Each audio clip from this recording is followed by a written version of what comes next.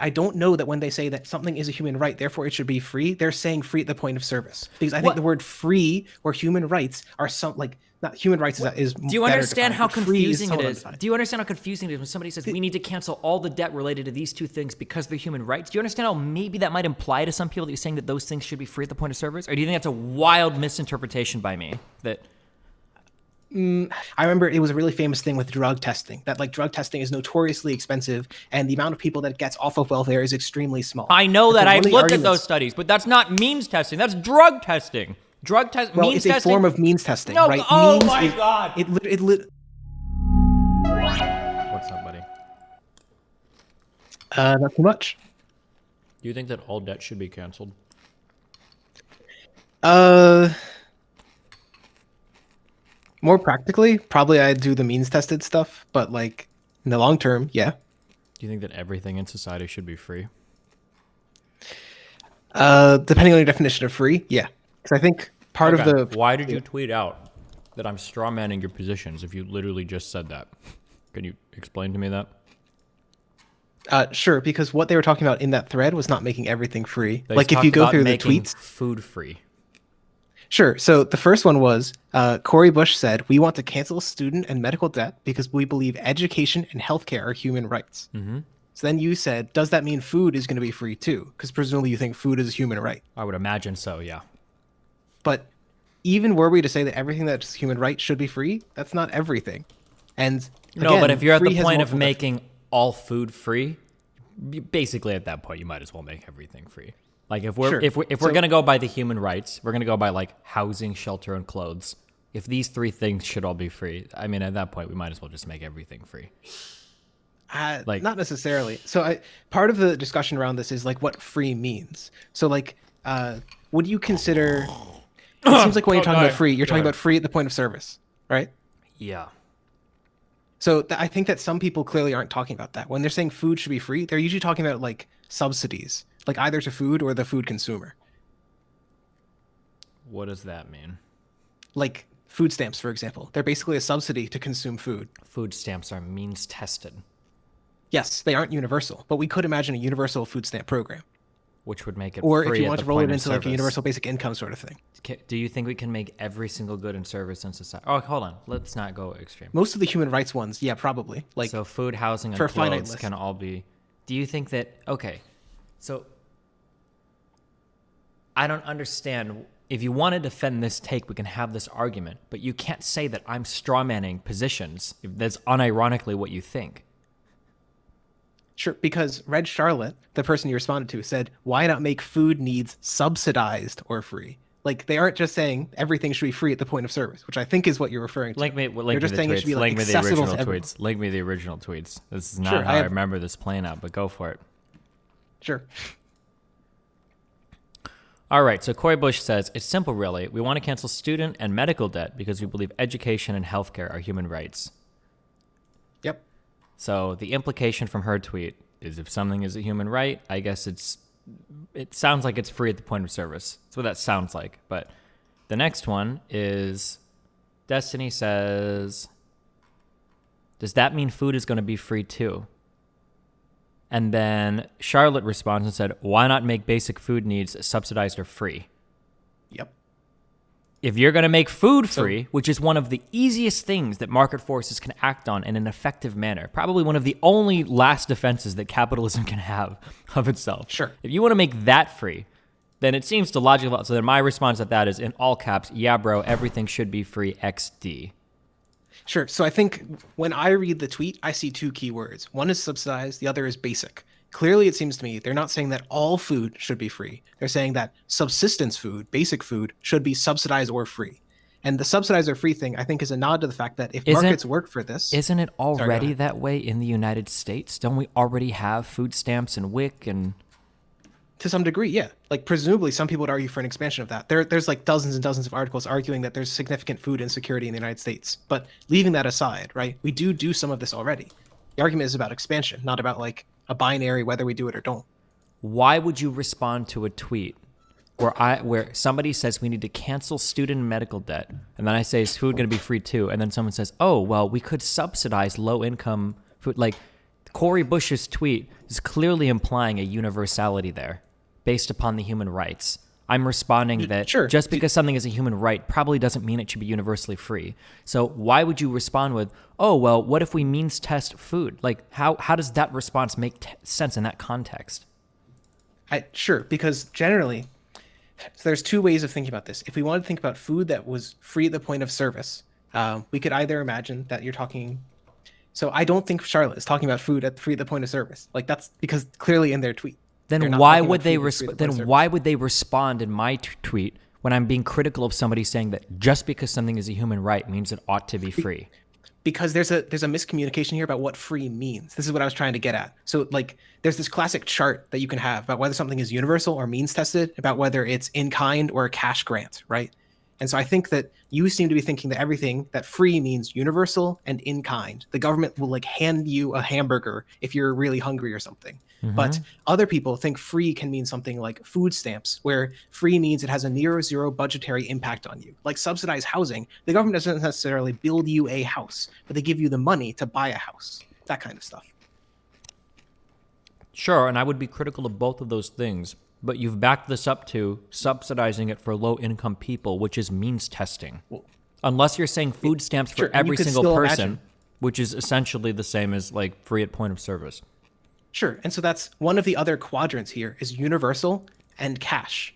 So, for example, one of the arguments people have about universal basic income is, hey, just give people money, they will buy the food, they will buy the housing. Okay, I know all of this. You know that I know all of this, and I know that you know all of this. Do you understand how dog shit the messaging is on this? Do you know how fucking stupid it is that like... I don't think there's a big message on free food. I don't think that's something... There is a massive... look at the fucking... All of this was spawned off of that fucking top Reddit thread yesterday where Ben Shapiro was being like, oh, should we forgive this debt and this debt and this debt? Everybody's like, oh, you're starting to see the picture now. We should forgive all debt, all consumer debt, all medical debt, all housing debt, all blah, blah. Like... What the fuck? What kind of policy is that? Like, what world are we living?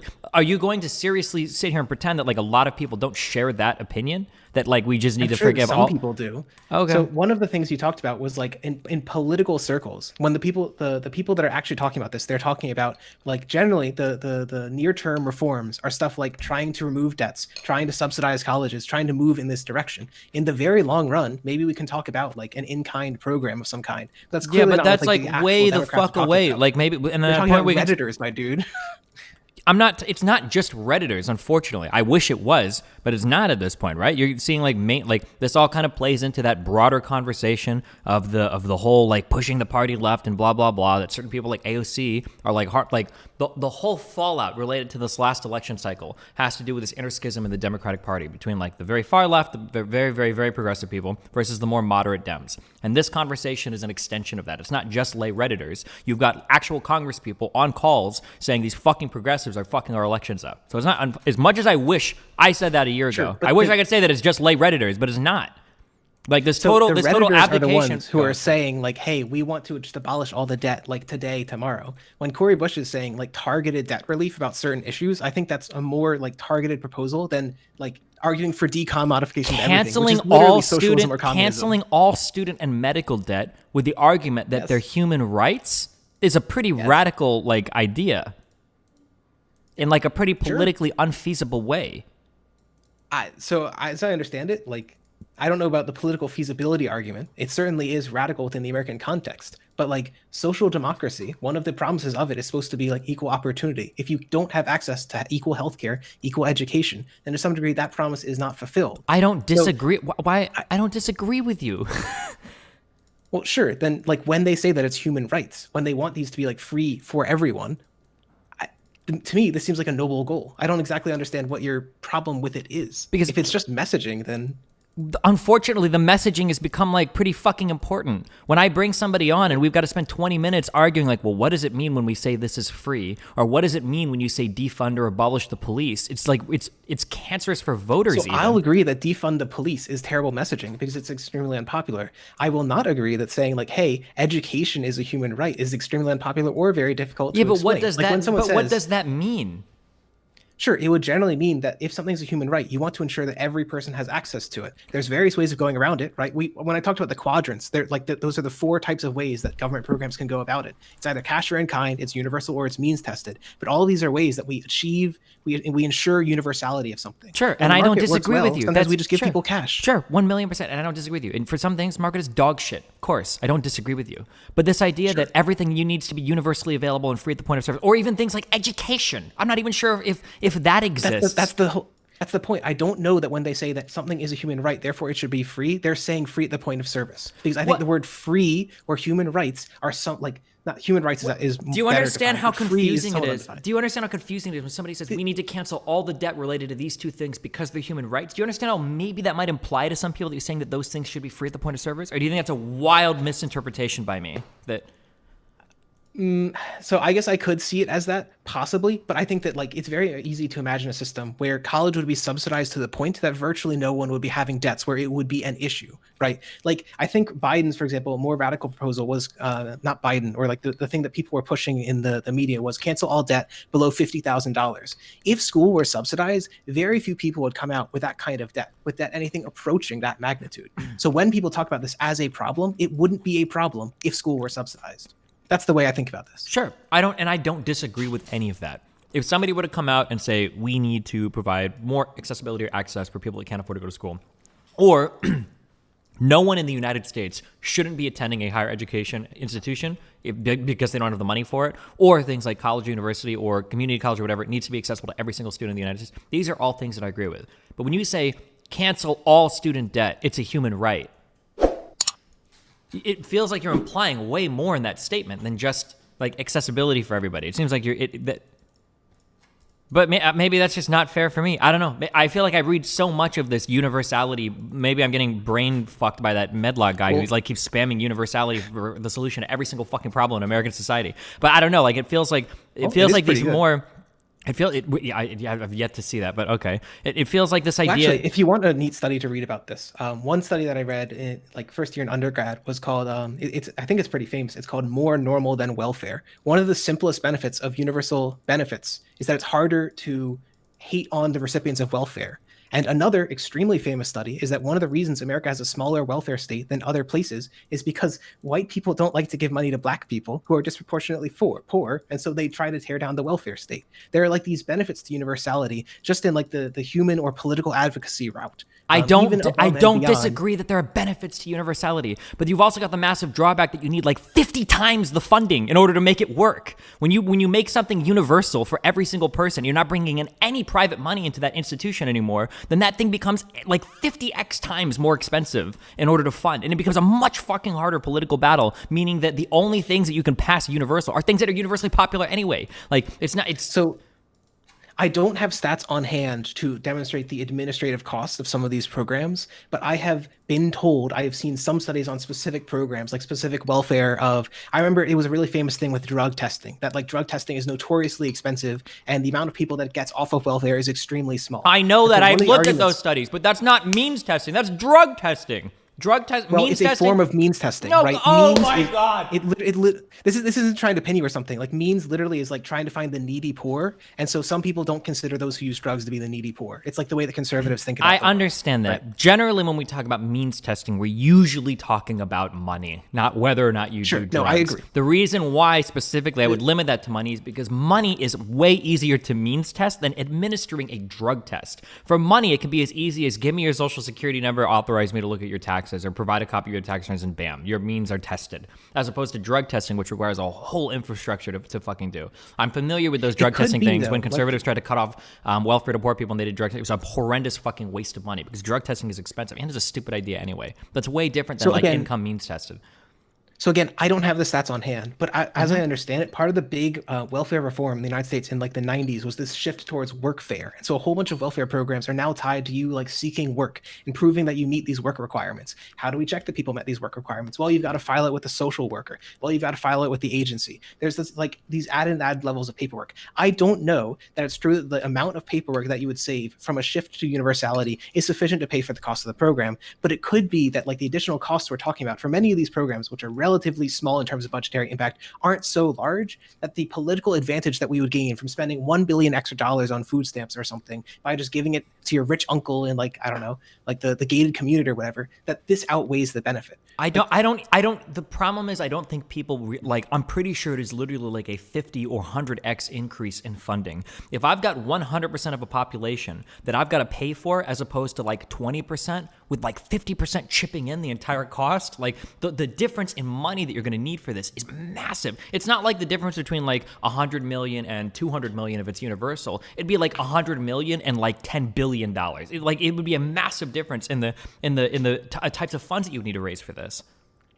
Possibly. So again, I just don't have the stats on hand. I can't answer this question empirically. So I can't prove this. I mean, like if I saw your tweet like 5 minutes ago. So. Sure, I understand. It would be a bit more complicated to do it. And the only reason I'm making these arguments is because I know that the UK education system wrestled with this. But like, if you have 100 people, well, like, if you imagine if you have like 100 people that need something, if like 40% can pay for it, 40% can pay a little bit, and 20% can't pay at all. If you try to raise $10,000 for every single person, you have to raise so much more money than if you have to raise just enough money to cover that bottom like 20 people and a little bit of the 40 in the middle, and then the top 40 are still paying money into that system. Like, it's so much more. So one of the relevant questions here, and this isn't directly about the program, but it's about funding for the program, is the argument is that you can, if you simply raise taxes on the rich to account for that increased cost, and then you then directly give, especially if it's a cash benefit, that cash back to the rich, it's hard to argue that this is like, basically the argument is, let's say that you raise taxes such that it accounts for this, but the actual distribution of money also goes to the rich such that it's not like a huge distortion. So there aren't like some big econ meme arguments that it's going to like distort the economy. I'm not sure that this necessarily holds as true as it does. Like the net impact is smaller than I think it is, depending on the funding. I understand what you're talking about, and I agree with you if we were calculators, but that's not what people are going to see. People are going to see the difference between like a top marginal rate of like 60% versus like 45% or something, or 60% versus like 50%. Where you're going to have to raise taxes way more if you want to extract enough money to give it back to some people in the form of education. The problem with this is that the messaging for these things is always so like when you talk to people about healthcare, for example, like single payer is a big meme for this, and it would be true for public option as well. They're just going to say, oh, you're going to spend $16 trillion over 10 years, over like 300 million people to pay for healthcare for everyone. And you've got to say, well, actually, you're currently spending that out of your private pocketbook. You've got to go through all these hoops anyway. I think this is just like a problem with most social spending, that like people have difficulty understanding that they are spending for it right now. It's just not in a socialized way that they're spending. It's an individualized spend. Okay, well, when the messaging changes, I guess, and people substantially change the way that they look at how taxes work and everything, maybe I would be a little bit warmer to this idea, but that's not the reality they live in right now. I don't mind or go ahead. What were you gonna say? Sorry. No, go ahead. I don't mind the theoretical approach to like what would an optimal distribution or an optimal administration and distribution of taxes look like in a given society. It's just very fucking annoying when real policy discussions get hijacked by people that come in like, universal everything. Look at this paper. And it's like, okay, dude, but like that politically this is unviable. Like, I don't care. Even if this is economically better, and there are things that are economically better, like and financially better for everybody, like economic in terms of fiscal impact and economically better in terms of like everybody like saves money or whatever. But like if it's not politically viable, who the fuck cares? Other than rich white people that don't give a fuck about these programs at the end of the day, and anyway, other than through Twitter arguments, right? Like at the end of the day, the ultimate goal. Sorry, I was gonna say at the end of the day, the ultimate goal is policy. That's what we want. We want to get policy that through Congress to like make changes in people's lives, not win Twitter arguments over who's got the better paper for some highly theoretical distribution that can't be implemented. Sorry, go ahead. Well, I was just going to mention, so I read Politics is for Power, and you did too. And one of the things they did mention is that us high income, like white people who are far from like the everyday like struggle of trying to get through life, we have less, we do less political participation, we do more hobbyism, we just debate online, and we're like ideological purists. So I do agree that there is some truth to the idea that online people will tend to, particularly the type of people that will be online, that will spend all their time online, spend all their time debating online, will tend to be more extreme than what is politically viable.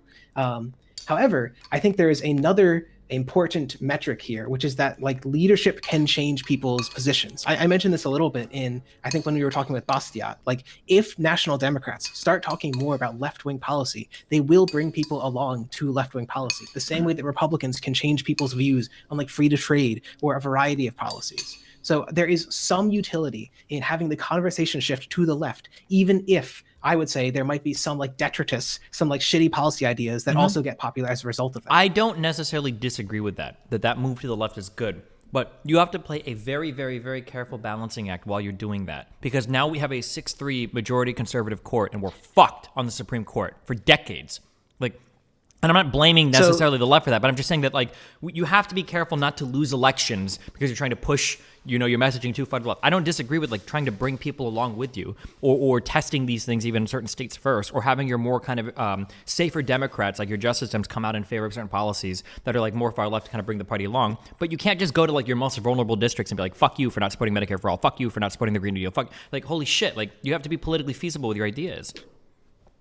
Sure. So I do agree that there is a messaging thing. I will say on the 2020 election, it's very hard to know what actually happened. Like, sure, I agree with that. We don't know 100% yet, of course. Yes, I was just going to mention, like, Nate Cohn and Nate Silver both have articles out saying, like, we don't actually entirely know what went wrong with the polls. One of the interesting stats that they mentioned from a guy named David Shore is that Biden consistently did much better in the polling in areas with a lot of COVID, but in the actual election, he didn't do any better in areas that had higher rates of COVID. So one of the very real possibilities for why Biden underperformed the polls is that people were scared of COVID, didn't vote, and didn't like go out to participate, didn't do all of the usual stuff that would be involved in activism around an election. So it's very hard to know whether, like, in other words, the argument the left constantly gives is the base will get riled up and they'll come out and vote and come out and be volunteers. And the argument the centrist gives is like, no, we need to be moderates and change people's minds. Sure, and I don't know where we'll end on that. Yeah, sure, and I don't know where we'll end on that. David Shore was posting the other day where he was saying that the story of this election was actually that a lot of people that had previously voted for Trump had switched over and had voted for Democrats as well. So the moderate poll was actually one of the really problems with his.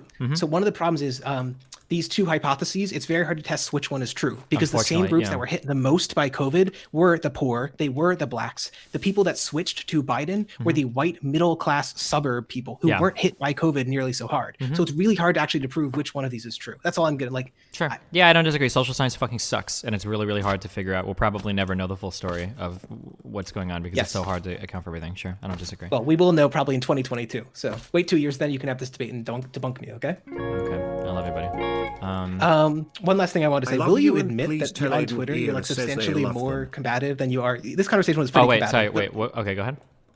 I was just gonna say, on Twitter, will you admit that you are more combative on Twitter than you are in most streams? Like in most streams, you try to be pretty like agreeable to people. Yeah, I am. I've only got 140 characters, but people say egregiously fucking stupid shit on Twitter, unimaginably fucking stupid shit constantly, and it's so fucking tiring to read. I don't know how I still get all this shit that shows up in mentions when I thought I unfollowed like every left-leaning dumb fuck online. Not you though. I love you. Okay. Holy fuck, it's so annoying to read the shit. Well, but then dunking on conservatives is annoying too because it's just the same like fucking Tim Pool and Steven Crowder are like these delusional fuckheads. Everything about online politics is so fucking stupid. True. I don't know.